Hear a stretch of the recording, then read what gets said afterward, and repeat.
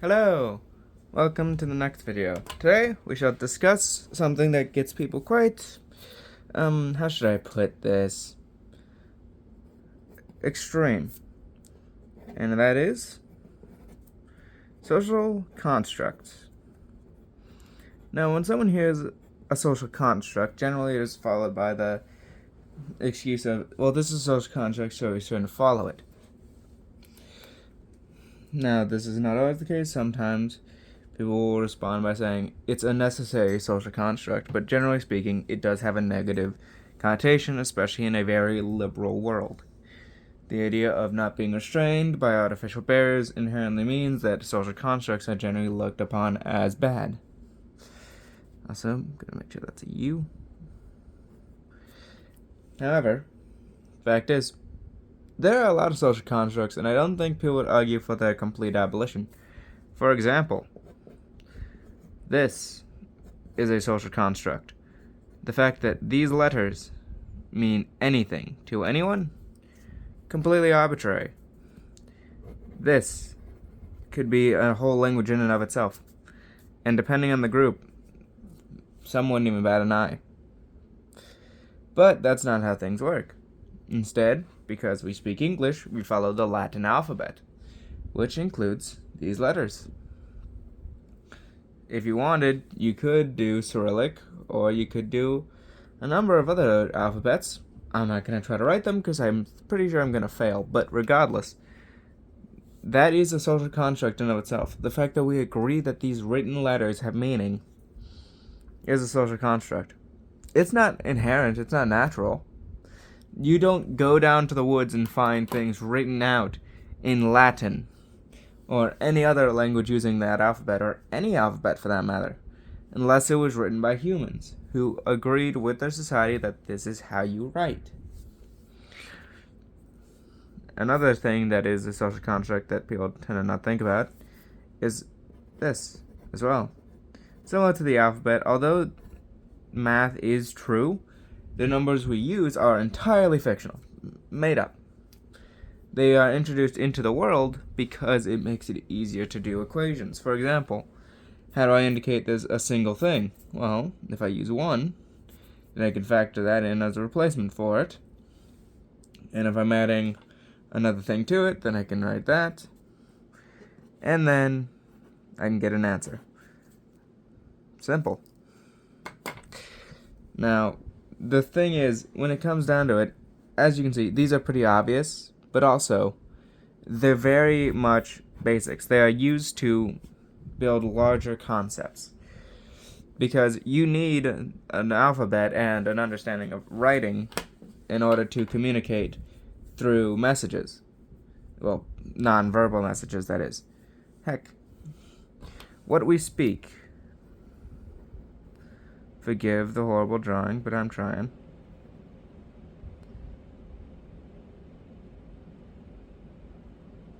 Yes, clearly, person.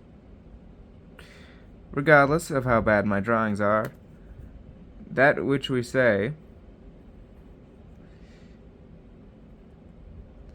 is a social construct.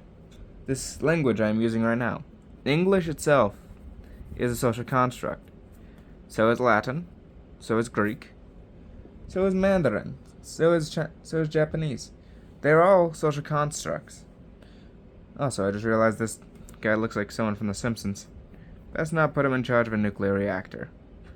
But anyways, regardless, these are all social constructs, things made by humans to make a point or demonstrate a general principle. But one thing that people tend to forget is, you know what else is a social construct? Hierarchy. Hierarchy is made by social creatures based on observed traits. For example, a shark isn't at the top necessarily. However, we observe it to be in that position due to its lack of natural predators, except orcas, and other such things. The very concept of hierarchy is just made by humans to demonstrate things we observe. If you got rid of hierarchy, the name at least, things like this would still form. It's just you wouldn't have an exact name for it and an easy way to organize it. It is made purely for observation and description. At the same time, when you go to nature, you find that similar things exist. With humans, ours are more stratified, generally speaking, because we have law, order, and other such things which control positions. So, for example, criminals are usually down here, average people are here, enforcers are here, and the rulers are here. Now, inside the enforcers, there's also supporters. So, those who support the current regime and thus give to it, usually in terms of propaganda.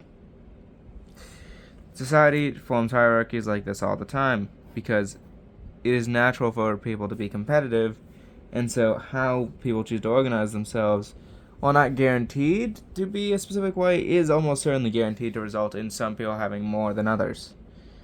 As a matter of fact, there's no way to get around it short of abolishing the idea of inequality, which you cannot do.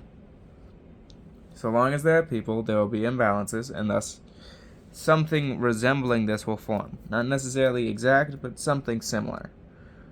Hierarchy as a concept and the specific organization of it is a social construct, but it is merely describing a natural phenomenon. Do you know what's a social construct? Gender roles. As a matter of fact, if we take the definition of gender as the social expectations from sex, then you will naturally find it to be a social construct in and of itself. To separate sex from gender would lead to one being a social construct, because one's biology and one isn't. Now the names, as already established, they're social constructs, but are gender roles? Yes. Does that make them inherently bad? No, because a lot of them are based on natural traits. For example, only women produce babies. There is no getting around that. If you want a baby, naturally, through blood, you gotta get with a woman.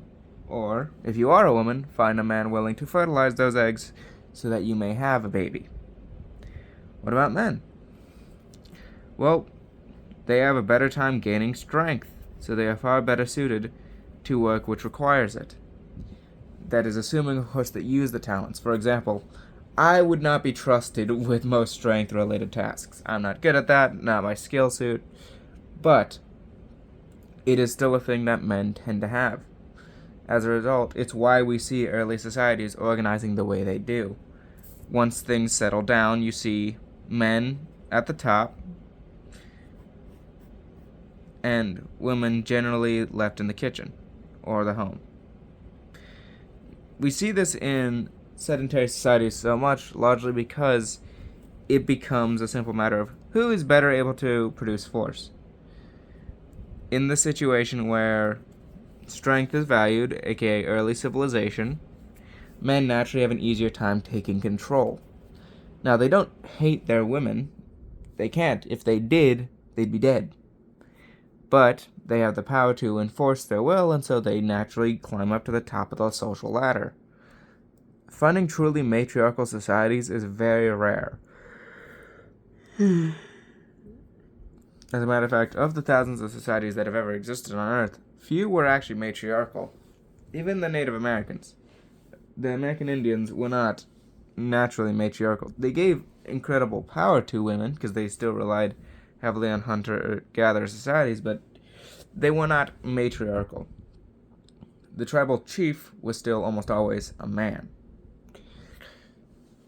What this is to say is, when things are just as they are in nature, imbalances come. What also comes is a confusion due to classification. Humanity makes social constructs to organize the world, to effectively process what they see. For example, how do you describe this? Well, you make a word for it. First you speak it, and then you learn how to write it down. How do you write it down? Well, you make an alphabet or some other way to indicate what it is. For example, some use syllables, others use phonetics. Then it becomes a matter of organization. How do you know what is where and how much you have? Well, you count it. And what do you use to write down the counting? Numbers. Numbers which can be put into equations to figure out answers. Then when it comes to organization, how should things be ruled? Well, look at what's already there and organize it furthermore, describing it and making clear roles and tasks from there. And the genders? When you're desperate, you organize it through essentially majority decision. So if the majority of men are stronger than women, you shove the men to the positions requiring strength, and if women are the only ones allowed to produce babies, you put them on the role of taking care of and producing babies. Essentially, social constructs exist because when you have a world that we can observe and we need to effectively deal with, it's better to organize it through social constructs and maintain society through that than not. Now, that's not to say we need to keep things like this around. For example, this is a very primitive way of organizing a society. A more effective way than both this and a purely caste system is a meritocracy, where every individual, is judged as individuals with their own traits. Now, will there be discrimination? Yes, unquestionably. But such a system allows for people to go up and down between the areas. So, for example, if a person who is at the bottom here demonstrates good skill, they can move up here. If it continues, they can move up here until eventually they hit the top. Once they hit the top, they are not secure in their footing completely, but they still have the ability to move up and down. Well, not up, but definitely down. And they can maintain their spot through skill. Essentially, this is a very rudimentary organization.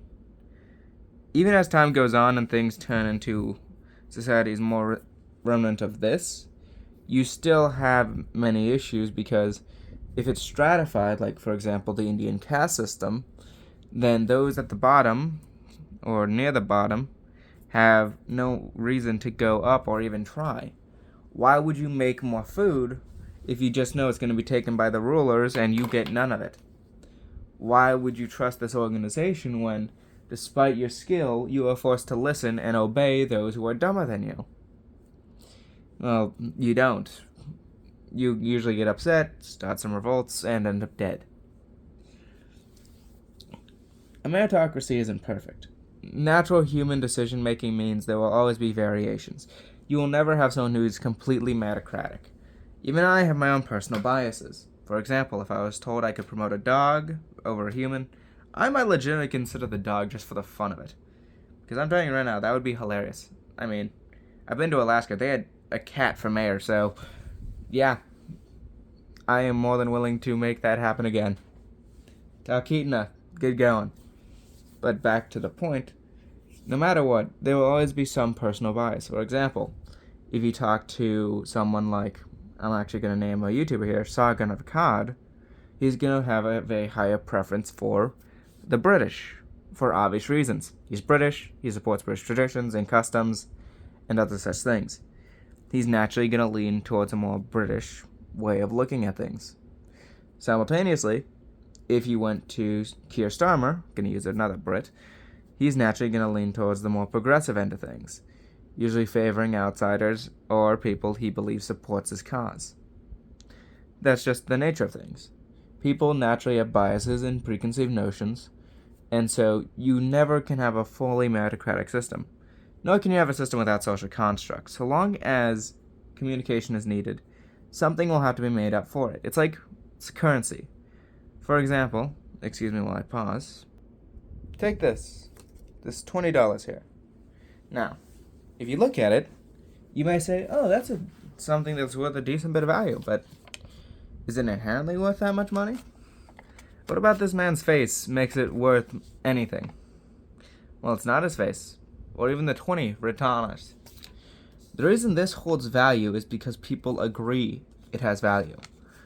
The fact that this could say anything from invade the French to love your neighbor to eat dirt, and people would still consider it valuable because it's a means of exchange. So long as we need to communicate, we have to have social constructs which function as go-betweens between different individuals. Currency is a prime example of this. It is one of the ultimate forms of modern communication because you can say, I believe this is worth that much. And considering your labor is tied to how much you get paid, at least in a vague way, then that means you're effectively saying, this many hours of my labor is worth this much. How much that is varies, but it, of course, is still there. There's also the fact that the very notion of human rights is a social construct. Legitimately, it does not appear in nature. The very idea of human rights involves society and people agreeing on things. But if you want to keep human rights, you need social constructs. For example, is food a human right? No. We don't have a right to something that we don't produce. Plain and simple.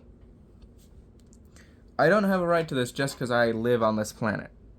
I have this because my parents or I bought this, and so I now hold possession of it.